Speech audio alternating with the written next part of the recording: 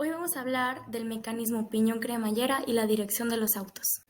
Consideramos de importancia que se conozca acerca de cuál es este mecanismo, el cual se compone de una rueda dentada de dientes rectos, al cual denominamos piñón, el cual engrana en una barra dentada denominada cremallera, la cual tiene un movimiento de manera longitudinal. ¿Qué fue la situación problema? En la situación problema tuvimos que descomponer todo el movimiento que tendría un automóvil desde su sistema piñón-cremallera hasta la relación con el cambio de velocidad contra tiempo. Además, analizamos la relación entre la posición angular del volante, el desplazamiento de la cremallera y la posición angular de las ruedas, a partir de relaciones de movimiento entre los distintos componentes. A continuación, vamos a hablar sobre el marco teórico del proyecto. La vía es la distancia entre las dos llantas delanteras, que es representada como 2A. La letra A, en este caso, es la distancia medida desde el centro a una de sus llantas cuando la cremallera está posicionada de manera inicial. Se representa como 2A para felicitar los cálculos que hacemos a continuación. La batalla del vehículo se define entre la distancia de las llantas delanteras y traseras. En las ecuaciones que usamos adelante se define como L. RC es la distancia del eje en el giro de una llanta trasera, que también se llama como radio de giro. Ahora hablaremos sobre la velocidad tangencial, la cual se define como la rapidez que posee un cuerpo en movimiento, la cual representa una dirección vectorial de forma lineal. Se puede representar en el diagrama como el vector magenta. Esta presenta una fórmula que dice que se multiplica el radio por la velocidad angular. La velocidad angular es el arco recorrido sobre el tiempo. Normalmente se expresa de esta manera como dθ sobre dt. Se le considera a la aceleración centrípeta como la fuerza que está direccionada hacia el centro. Normalmente representa el cambio de dirección y sentido. A continuación, vamos a estar hablando de los factores de reto, que es construir el prototipo, la medición del auto real y también la medición de ángulos de la llanta y otras cosas. En estas imágenes se puede ver la construcción del prototipo tomando en cuenta durante el transcurso del reto. En esta imagen podemos ver nuestro prototipo terminado. La manera en que este prototipo funciona es cuando moviendo el volante de lado a lado, los extremos del prototipo también se mueven al lado que el volante está moviendo. En estas dos imágenes pueden ver cómo estoy midiendo el coche verdadero para sacar las mediciones correctas. En una de las imágenes estoy midiendo el largo del coche para poder sacar la medición correcta, y en otra imagen estoy sacando el largo del eje del coche, que se puede ver cuando estoy midiendo la parte del cofre del coche. Como tercera parte de los factores de nuestro reto tenemos la medición de los ángulos. Uno de los ángulos más importantes es el denominado ángulo de Ackermann, el cual es aquel que comprende entre la vía y uno de los brazos. Esta la calculamos en el automóvil real a partir del teorema de Pitágoras y la ley de senos, obteniendo que medía 74.1 grados convertido a radianes por 1.29. El ángulo de la llanta es el que es provocado por la línea perpendicular a la llanta con la vía. Se puede ver que si se sigue el radio de giro y se sigue esta línea provocada por la perpendicular, se provoca el mismo ángulo. Relación desplazamiento-ángulo de la llanta.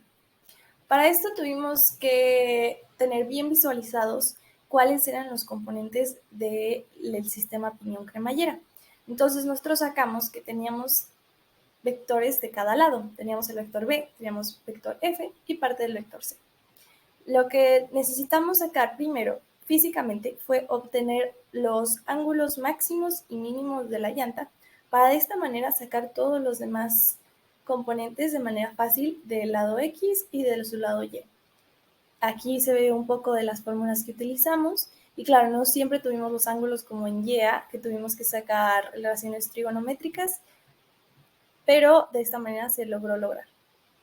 Luego, finalmente, tuvimos el desplazamiento en C, y esto también es simplemente una suma y resta de los vectores en el componente X que teníamos.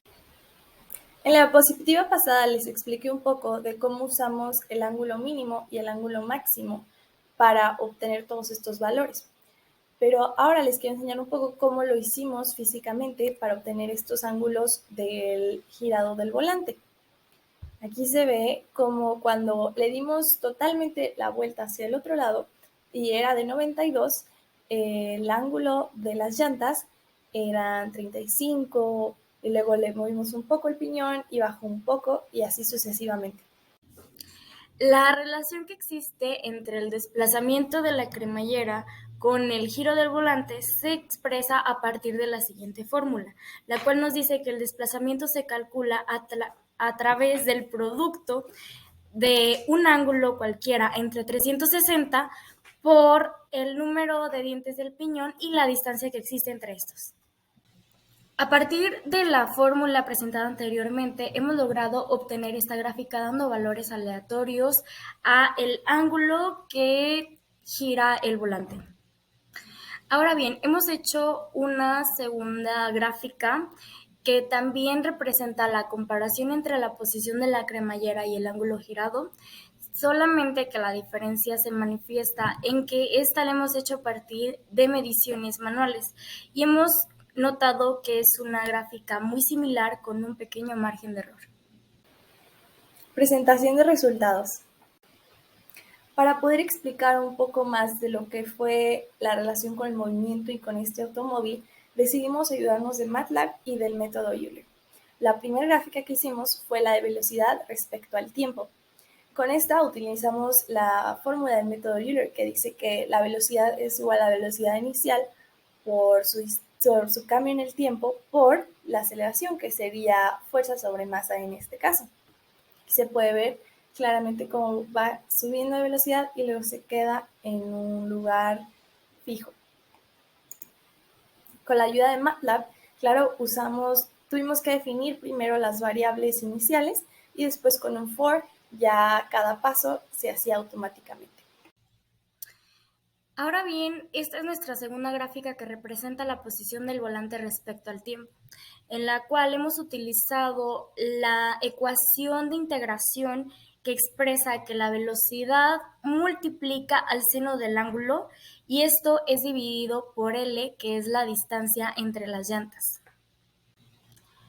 Por último, hemos utilizado el método de Euler para lograr obtener nuestra última gráfica, que es de posición de dos coordenadas, las cuales hemos obtenido gracias a la ecuación integral que menciona que el vector en X se obtiene a partir de la multiplicación de la magnitud por el coseno del ángulo y el vector en Y se obtiene a partir de la multiplicación de esa misma magnitud por el seno del ángulo. En conclusión, durante este reto, nosotros aprendimos sobre muchos factores diferentes, ya sea sobre física, cálculo o hasta MATLAB. Estos retos fueron muy importantes para nuestra vida académica, ya que nos dio la oportunidad de socializar con nuestros compañeros y más que nada conocerlos en persona. También nos dio la oportunidad de aprender a resolver problemas como estos en cualquier momento de nuestras vidas. Una dificultad que tuvimos en el transcurso de este reto fue saber cuándo necesitábamos utilizar las ecuaciones correctas o cuándo necesitábamos simplemente usar las mediciones de cualquier cosa.